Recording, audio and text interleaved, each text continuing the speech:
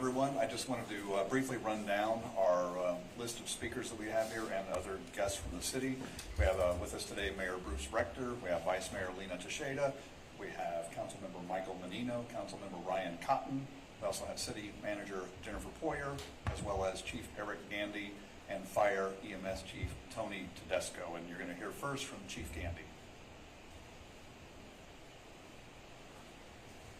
Good afternoon, everyone. I'm Chief Eric Gandy of the Clearwater Police Department. We're here this afternoon to provide you some updates on last night's tragic boating crash. We're also here to clear up some misinformation that's been floating around online related to the crash. As most of you already know, one person died and 10 others were injured around 8:40 last night when a recreational boat slammed into the back of the Clearwater ferry. The ferry was filled with 45 passengers and crew and was on the way back from Clearwater Beach. Even before the first responders arrived on scene, we knew we were dealing with a major situation. Our 911 call takers could hear what they described as horrific screaming in the background. Dozens of police officers and firefighters rushed to the scene. Representatives of other agencies, including the Pinellas County Sheriff's Office, FWC, and the Coast Guard were involved. It was a team effort in this tragic situation. Early on, the Clearwater Fire Department declared it a mass casualty event. Chief Tedesco will talk a little bit more about that later, but we had 1 fatality, 6 trauma alerts, and 10 total injuries. Victims were taken to hospitals in Clearwater, St. Pete, and even Tampa. Our thoughts go out to the families of those who were on board the ferry last night, particularly to the children and the family of the gentleman who died.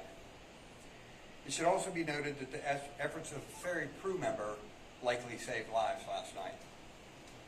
I want to be clear about one thing. The ferry didn't strike a sandbar, as has been reported earlier. The ferry was struck from behind by a vessel that left the scene prior to the arrival of law enforcement. I'm going to play for you a video of the crash, and it will depict the point of impact. It's lengthy, but we're not going to show much of it.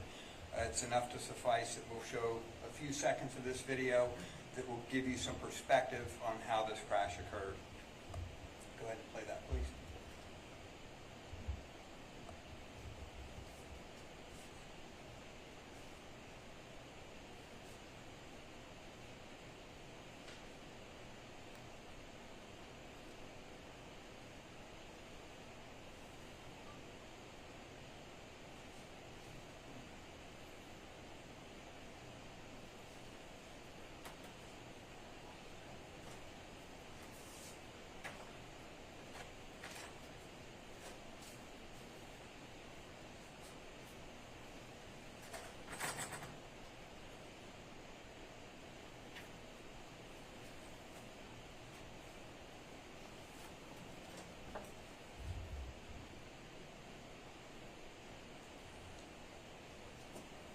So this image depicts the ferry traveling eastbound in the channel, the recreational vessel coming up behind,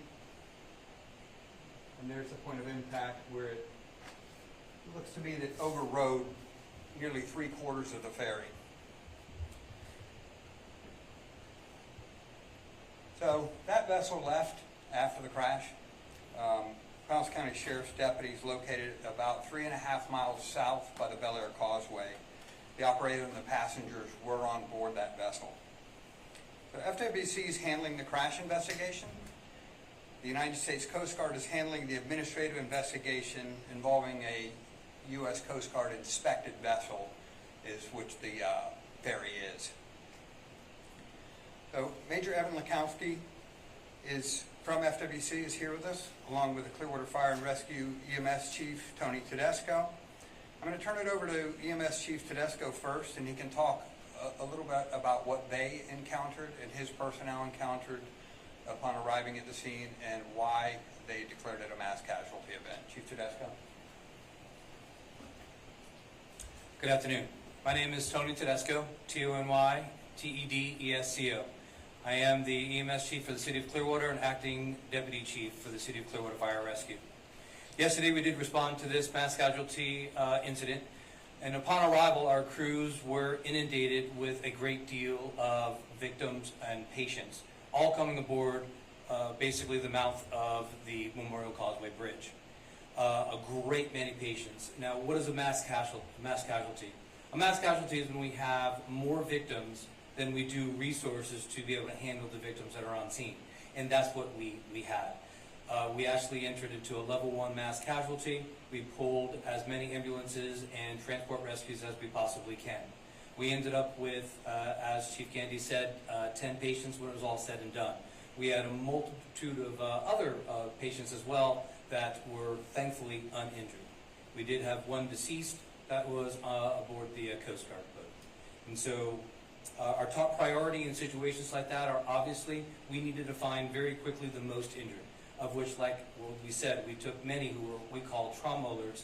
They were sent to trauma facilities via 2 helicopters, an ambulance, and also a critical care transport unit. And again, when we're looking at that kind of an incident, we're looking for our most critical. And it was a little bit challenging because we had great Good Samaritans who were bringing people in. So you can imagine being on scene with only a few personnel and being inundated with probably 30, 40 people at a time coming towards you at all ends of that basin on all different boats as people were being, taken by Good Samaritan boats, and us having to have to sift through that. Definitely a challenge. We overcame, and we did what we needed to do. And so, there you have it.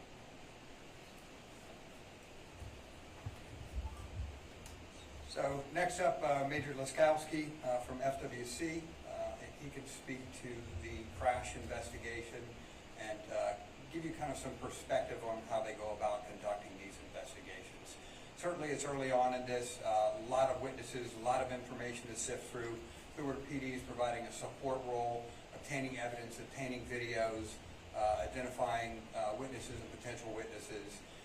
So we've worked well and collaborated together on many things over the years since we implemented a Marine unit, but I think it's important for you to hear from them on everything that they have to do to conduct one of these investigations. It's much different than a garden variety crash on a surface street. Major. Thank you, Chief. Major Evan Laskowski with the Florida Fish and Wildlife Conservation Commission, and that's EVANLASKOWSKI.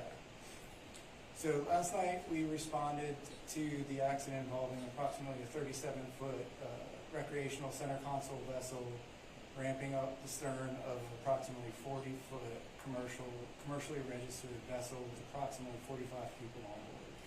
It was a very dynamic accident scene involving several different locations. The recreational vessel ended up at the Bel Air boat ramp, as the chief stated. The commercial ferry ended up on a sandbar, and then we had several different victims transported to 4 different local hospitals. So we had all hands on deck. We responded with 3 critical incident investigators, their critical incident supervisor, along with several patrol officers, Clearwater PD officers, detectives, and then our area supervisor who stands behind me, Captain Matt Del Rosa, also responded to scene. We seized both vessels as evidence as part of this investigation, and we're continuing to conduct interviews and review relevant footage of the incident to aid in our investigation. Obviously, our thoughts and prayers go out to the victims of this tragic accident, and we're committed to completing a thorough accident investigation to determine exactly what caused this horrific event. And we can open it up, or I'll turn it back over to the chief. Sure. I'll finish what you were saying. We'll open it up to questions. We will field them based on who did what. So if it's related to the crash investigation, certainly FWC. If it's medical evacs and things like that, Clearwater Fire and PD can answer those questions. So go ahead. Question for FWC, I believe. Can you confirm that the suspect vessel or boat was a blue and white boat with the word statement written across it? Yeah, so we can confirm that vessel was there. Some members of the media were actually at the Bel Air boat ramp last night, and we're taking some photographs, and that was the vessel in question for this accident. Yes, ma'am. My question is for Major Laskowski. Because we can see in the video the conditions last night, could you please comment on what you observed from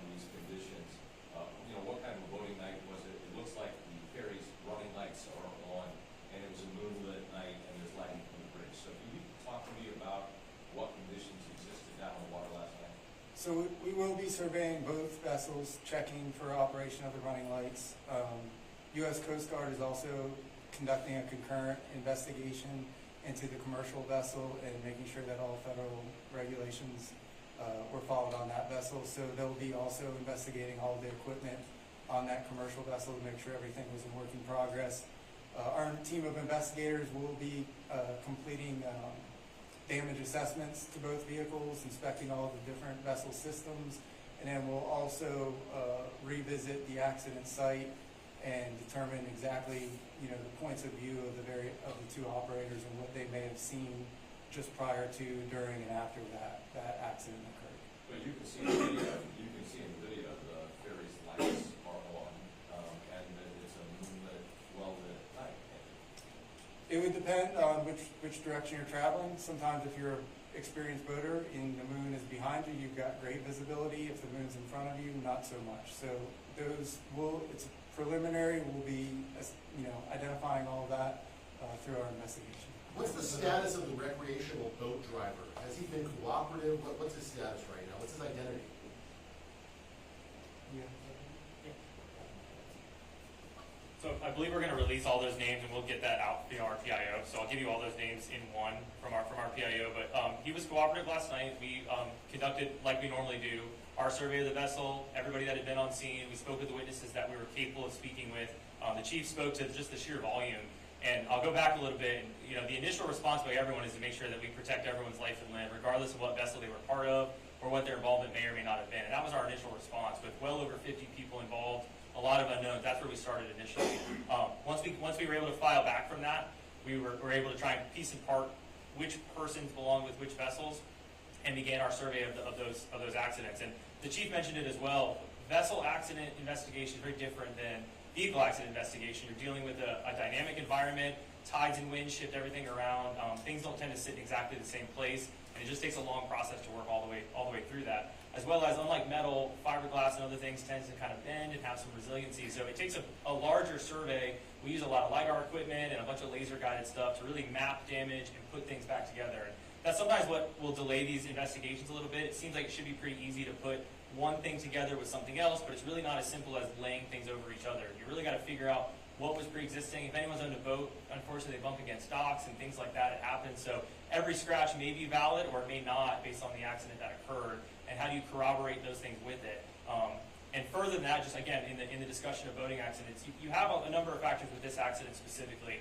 The blue and white vessel is a larger vessel. Fiberglass, again, in size and weight is much larger than the vessel that it ends up striking. The vessel it does end up striking has a much lower freeboard. It sits lower to the water, and those dynamics can kind of cause some of those ramping effects. There's a lot of buoyancy that's in play, and that can also cause things to both land and separate at the same time. So you get a lot of factors in there, and that can lead to injury and everything else in between. So if that answers your question, again, we'll put out all those names specifically, but that's sort of the investigation in a whole. You said the boat captain was cooperative, but my understanding is at the scene that several witnesses told me that he would climb a field sobriety test or a breathalyzer. Is that accurate? So that is not accurate. So the captain voluntarily submitted to a breathalyzer, and there was no alcohol determined in that breathalyzer sample. It read 000 based on the certified breath test that was given to the intoxilizer. Is anyone in custody? No one's currently in custody at this time. Can you confirm someone on that recreational boat called 911 and did it remain at the scene for some time? So we're still working through the volume of 911 calls that came through, which boats they were in. The call takers here at Clearwater did a fantastic job, but we're obviously under a large amount of duress with the number of people, the volume of noise that was going on in the background. So I can't state exactly which vessels made which phone calls. So would it be considered a hit and run then, or what if he stayed for? Is it considered a hit and run, or what is it considered? What do you guys consider? So we're currently working with the state attorney's office to make sure that we fit whatever legal definitions for hit and run should or shouldn't be based on the circumstances that persisted that evening. There was another scene at Seminole Boat Ramp where another individual was detained. Was that related, and if so, how? I'm not aware of anyone being detained at Seminole Boat Ramp. I know Seminole Boat Ramp was the staging point for all the EMS units, and the large majority of the patients were brought there, triage, and the chief could speak to that as how they triaged them. But I don't know of anyone being detained at that boat ramp, at least from our standpoint. And if Clearwater detained anyone there, they can speak to that. County Sheriff's Office didn't. I believe I saw one of you were folks on scene. Yeah, so the only investigative efforts we took in terms of that was at the Bel Air boat ramp, as we discussed. So we assisted the PD and the fire department at Seminole with the victims. you seen, I know Chief Gandy said that the boat overrode the ferry about 3/4 of the way. Have you seen something like this happen before? Can you talk about the severity of this? Unfortunately, these accidents happen all over the state. This isn't the first. I hope it's the last. I don't know that it will be, but unfortunately they do occur. I saw the damage to both vessels extensively last night, and that video depicts it very accurately. There was definitely a point where both those boats were fully entangled, and a large amount of damage resulted to the ferry boat as a result of that entanglement. Are you able to say the ages of the victims? Was there any children involved in those injuries, adults? Can you talk about that a little bit more? So all the victims that we had identified were all adults. I believe there were some children on the vessel itself. Like I said, we'll release that full list. That we don't need to read out all those names, but we'll release that full list to you guys today via RPIO. Did any of the victims fall in the water, and how deep is that water? I'm not sure if anyone went overboard. Again, it's a dynamic case with how many people were on the vessel itself. Everyone other than the one decedent was able to survive the incident itself. I know some people also got themselves off the boat. Once the crash occurred, the vessel ended up in some shallower water right there on the sandbar, which I think is where that story was coming from for that vessel being aground. It did end up aground post the event, and a lot of people were able to get themselves off the boat in pretty shallow water and walk to either other good SAMs that were able to take them away or responding vessels that were able to get them back to shore safely.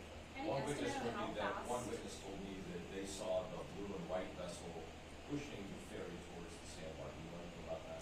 I don't know anything about that. Again, the chief talked about the longer version of this video. There is many more minutes that we're going to diagnose in there to try and figure out what was going on. And back to the question about 911 calls, we're going to try and build that timeline back and see who was making what phone calls at what time. And again, that's the complexity of an event of this magnitude, as well as when it involves boats like this. Again, every piece of evidence tries to float away. We were dealing with a late night, and again, a lot of people to deal with. But bottom line, if you hit a boat and you call 911, you should remain until law enforcement. Should you ever leave before law enforcement arrives, or? We would always recommend that if someone's involved in an accident, you remain on scene, you render aid that you can, you call all the local authorities that you can, and do everything you can in that moment.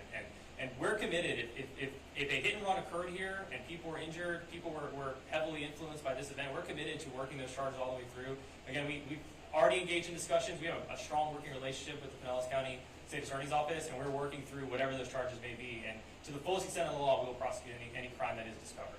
Any estimate of how fast the recreational boat was moving at the time of the crash? So difficult to make speed estimates. Cameras are a challenge there as well. So we'll work through that once we do our crash investigation. We actually can use kind of the way the fiberglass breaks and the way that things kind of come together, similar to what's done on the road. And we'll get a speed. It's just hard to make that estimate now. You can see from that video and make your own estimate, but we'll get a good number once our investigation's Do you complete. know how fast that Wakestone area is? Is that a Wakestone area? So where they were in currently would have been no restriction on speed other than safe operation, but there's no slow speed or minimum wake applied to that area. They were quickly approaching one, but where they were was not slow speed or minimum wake. Can you at least release the name of the operator of the blue and white vessel that we saw in LNS? Yes, we'll release all of that. Like I said, I'd rather just let all that go out as one big piece from RPIO. Just to clarify, is it correct to say that the boat did not stay at the crash scene, but it's not determined yet whether it's being investigated as an actual hit and run? It is safe to say that, yeah. There's evidence that shows that the vessel did remain there for a period of time and then ultimately ended up at the Bel Air boat ramp, separate from the accident location. That is an accurate description of what occurred. Question for Chief Tedesco. I think when you talk about mass casualty events and how you guys handle them, can you just speak to a little bit what the FWC was talking about, but can you just speak to the difficulty in responding to these situations when you're dealing with nighttime, you're not even on the ground, you're in the water, all of that? Yeah, absolutely. When our crews first arrived, they found themselves in the water themselves, trying to rescue people out of the water as well. On top of that, they were trying to figure out who was the most wounded. On top of that, we had an incident command system that was put into place by the district commander. Very well done, but we were trying to get as many resources as we could to this scene. There were many other calls going on at the county at the same time, quite truthfully, and we were basically robbing Peter to pay Paul in a way, trying to get as many resources as we could to our scene. That includes fire department rescues, fire engines, trucks. That includes Sunstar ambulances. We even, like I said, even had critical care transport come, and we called for as many helicopters as we could. And so they were faced with a very challenging job in the nighttime, in the water, trying to figure out who are our most injured and where are you coming from and what boat are you associated with, if that makes any sense, as we're trying to put the information together ourselves through whatever dispatch information that we have. Hopefully that makes sense. Chief, what kind of injuries were treated last night? We had multiple folks with broken bones, a lot of orthopedic injuries, a great deal of soft tissue injuries. You did have some head injuries, and of course, we had the decedents as well. Can you describe that area when it comes to boat traffic? Is it typically very busy? And then also, can you talk to us about, is it normal for the ferry to have that many people on it on Sunday night? I can speak to that a little bit. That's an exceptionally busy area. It's an intersection between the egress point from Clearwater Marina, where all the commercial operations occur, and the Intercoastal Waterway. So it's exceptionally busy, and as was mentioned earlier, it becomes an idle zone once you move out into the ICW. In terms of ferry capacities and all those things, that's an answer for or a question for the Coast Guard. They evaluate all that. It is an inspected vessel. So they have to go through all those things and make those determinations. That'll all be part of the broader investigation, obviously. And that's really all we have time for today. What I will tell you and close with is that Chief Tedesco mentioned it, but it's exceptionally difficult. It's outstanding that so many separate entities in Good Samaritans come together to help, but communication becomes challenging when one victim is in a Coast Guard vessel, one is in a sheriff's vessel, one's in a Clearwater police vessel, 4 have walked to shore. We have family members showing up in vehicles. So I think in any kind of an event like this, that's probably the biggest challenge is coordinating your resources. And as Chief Tedesco mentioned, we try and establish a unified command early so that we can share those communication efforts and understand the big picture. Now, what changed with this a little bit is the other vessel is 3.5 miles away in another jurisdiction.